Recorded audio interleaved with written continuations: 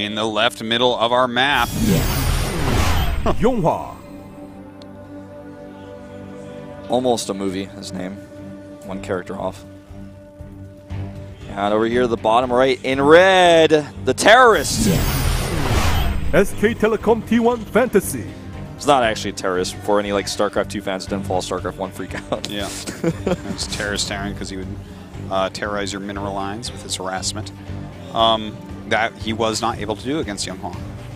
Now, Wolf, what do you call an octopus that lives on the land instead of in the ocean? Iron squid. No. I'm trying to think of a StarCraft reference I could fit here. You call it a walktopus. Wow. That's an Artosis original right there. I just thought that up. Slow clap for that one. I'm sure everyone at home. You kidding me? Nerds are falling out of their chairs with that one.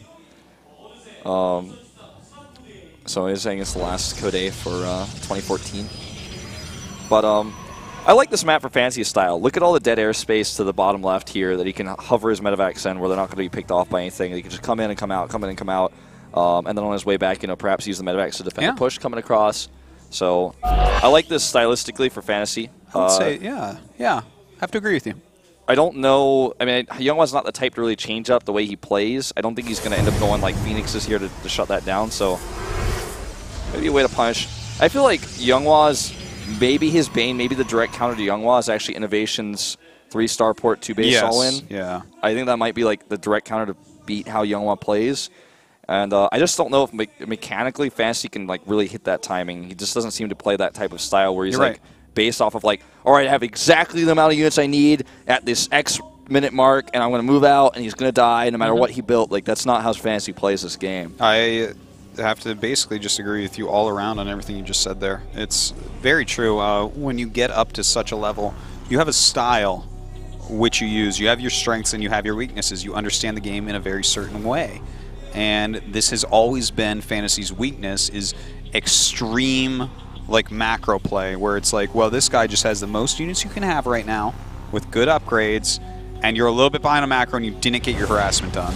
And that's why he has so many units right now. So I think you're right about that. I think like Innovation's the style that he was playing the other day, if Fantasy could do that and pull that off, if he had the type of mechanics that Innovation does in fact have, maybe that would be the build to kill this YongHwa guy with. Yeah.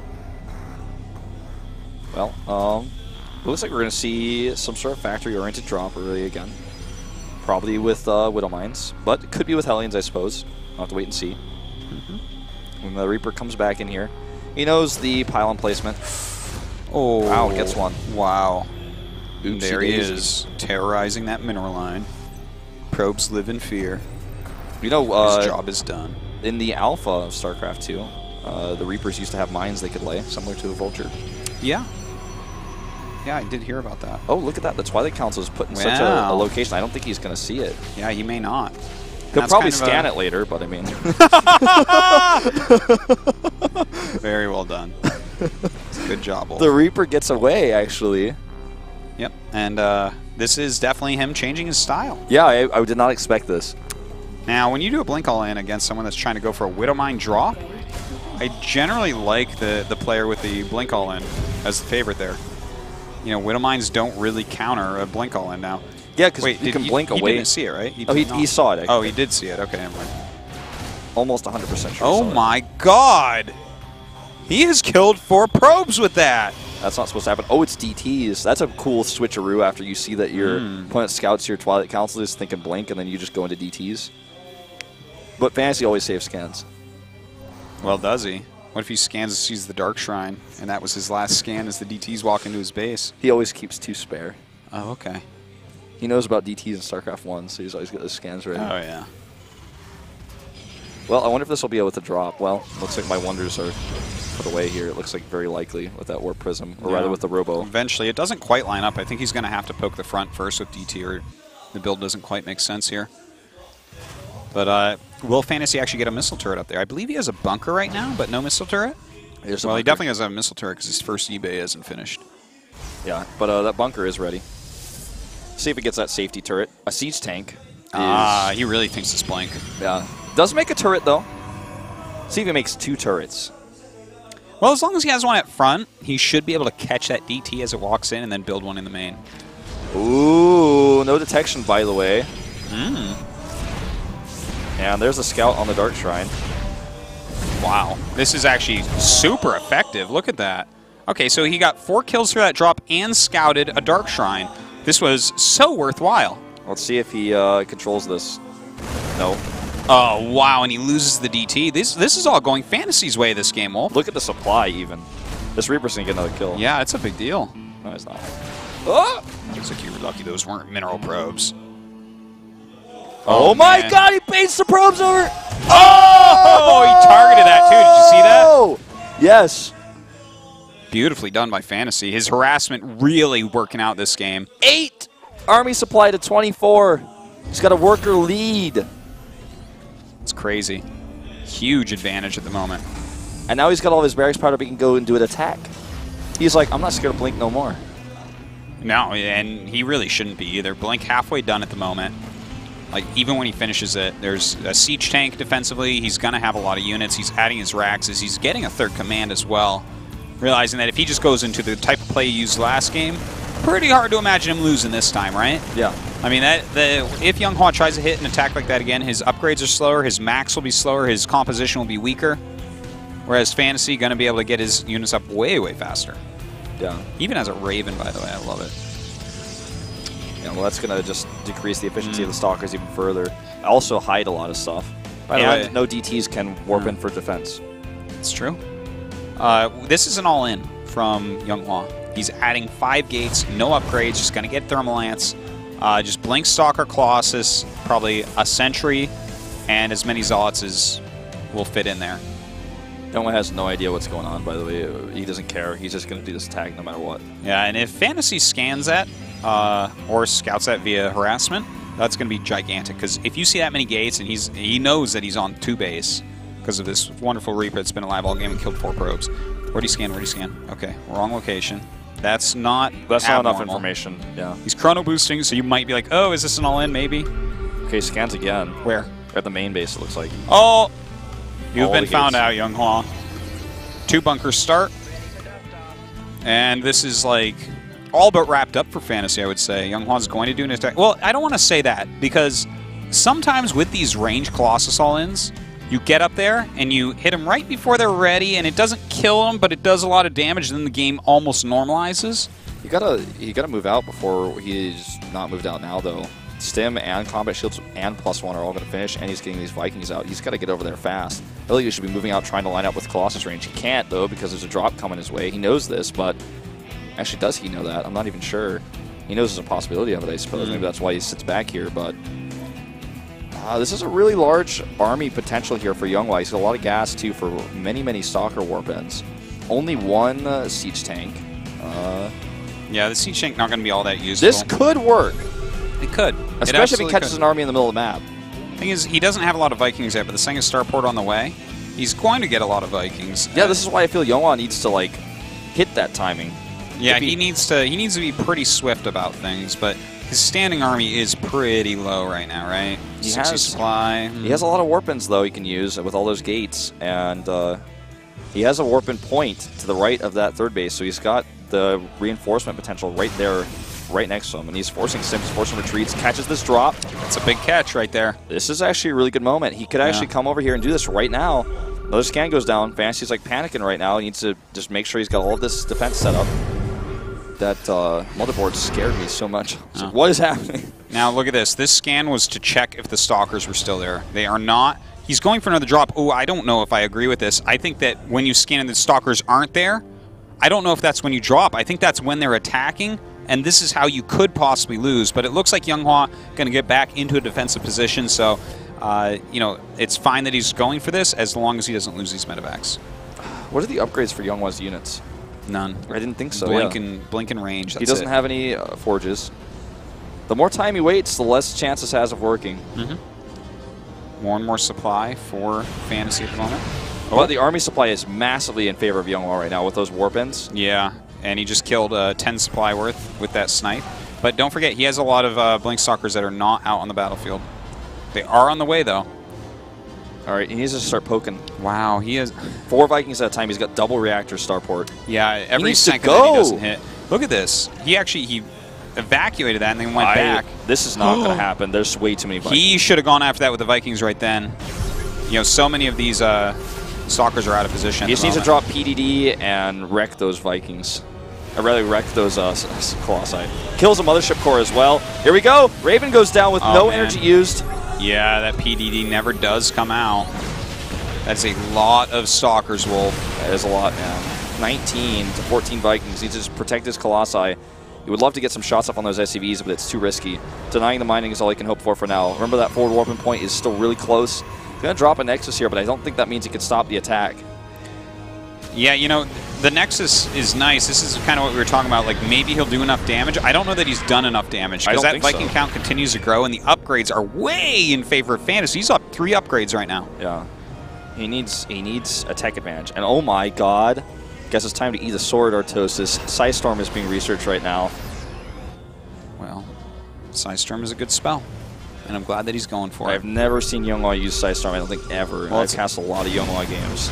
Well, I've definitely seen him use it back in the day. But, I mean, Psystorm is a great choice here, right? He's basically, his bane right now is a bunch of Vikings. Psystorm doesn't care about upgrades either. Yeah. Well, it cares to be upgraded, but that's the extent of it. Yeah. Cared so little for upgrades, Psystorm just got rid of its own Kadarian amulet. Yeah. Who needs it? Well, High Templar's on the way. He's going to have Psystorm very soon. When he gets the Psystorm, man, this is going to be brutal. This is a Marine-heavy army as well. It's mostly Marines. Yeah. So. All right, he's already targeted those Colossi. And he stims forward. After these Stalkers, kiting backwards as quickly as they can to try to kill off these Vikings. Stem. Very big stem. All right, here we go! Oh, man, he sees these High Templars. Can't really even break off a small contingent to go kill him, or it'll die in like 2 seconds. Just picking off Vikings now. That third base for YongHwa is up, but it's not mining. He has no probes there. They just got over there. All right, here we go. This could be the engagement that sides the entire game. Does YongHwa, is he comfortable enough to engage here? Bunch of Zealots just added to this. Remember, no upgrades for YongHwa. None. This is the moment where there's not going to be any ghosts. So, I mean, with the Psystorms, this is the ultimate power you're going to get out of them. He has a lot of units coming in as well. Yeah, I think he should go up and poke at least. Try to get a couple Psystorms off on those Vikings. Yeah, I don't know, man. This is actually or on the army. This is like YongHwa being too scared to attack. Well, I've never attacked before without 3-3 and max out. All right, here we go. He is great. You're right. All right, here we go. Here we go. Oh! EMPs and a lot of those High Templar, but there's still storms left. And that is huge. Huge storms going down, missing a lot, and it doesn't matter if the Vikings kill the Colossi now. The ground army is too much. Look at that. He's not even landing them. And here comes the Protoss army. Oh, God. He's actually got to land those, or at least fly away. Oh, man. What is he doing? It's okay to say I don't know, Artis. He's losing, Wolf. He's losing a game that he should not lose. You know, I guess this is really sad to me because I really wanted Fantasy to get out today, but he's very weak to certain things, Wolf. Yeah, he's just he knows how to wreck a mid game. He knows how to control that so hard, but when it comes to late game, he just, I don't want to say clueless, I don't want to be like that harsh, but he makes... There are some mistakes. Mistakes were made, yeah. I understand, I guess, why they're not really playing in Pro League that much, because there are great things about his play, but like you should be able to finish off a game like that, and I think that basically all the other Terrans that we have in Code S, from a position that Fantasy was in, would have probably won this game. Yeah.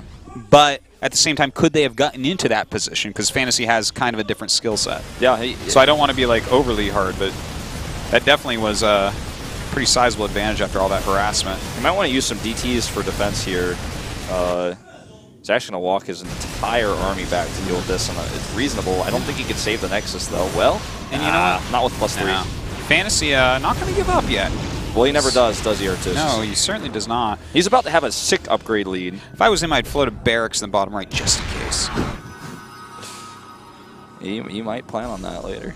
Could be. Cloak on the way for his ghosts. Okay, that's a cool move. He still has a lot of Vikings left over. He might be able to get rid of everything that, all the detection of Protoss. That is one of the things with Protoss. It can be annoying to get detection at certain stages if you aren't prepared for like a sudden, really big assault on your detection.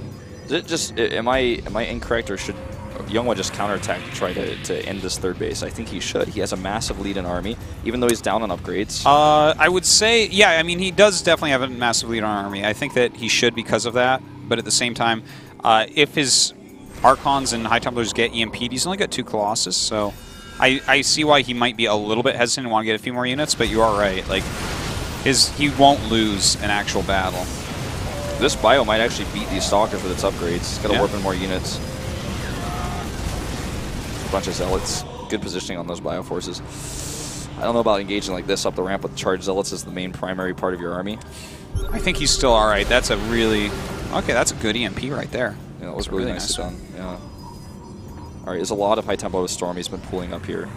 He's actually just making Archons. Yeah. Does he? How many High Templars does he have in this army? I don't think he has any. He had like 3 High Templar warped in earlier.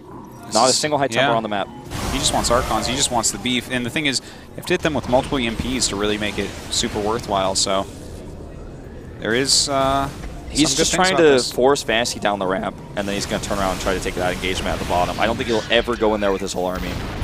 He shouldn't. Yeah, well, if he trails up into there, the charges are going to be used on certain things. He's going to be flanked. He's just going to do it, man. Oh, my God.